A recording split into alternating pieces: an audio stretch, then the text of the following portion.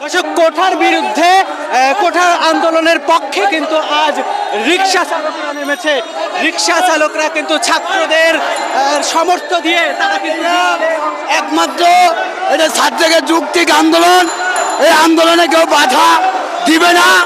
এই আন্দোলন এদেশে 2 লক্ষ লোকেই খালি যুদ্ধ করে নাই, যুদ্ধ করেছে 30টা। এখন বর্তমানে আপনার কাছে মাননীয় প্রধানমন্ত্রী, আপনার মামা, আপনার কাছে বলি, আপনি 2 লক্ষ দেখবেন না 18 কোটি দেখবেন? 2 লক্ষ দেখবেন না 18 কোটি দেখবেন? 18 কোটি দেখার সময় আছে। 2 লক্ষর জন্য আপনি 18 কোটি ভুলে যেতে পারেন না।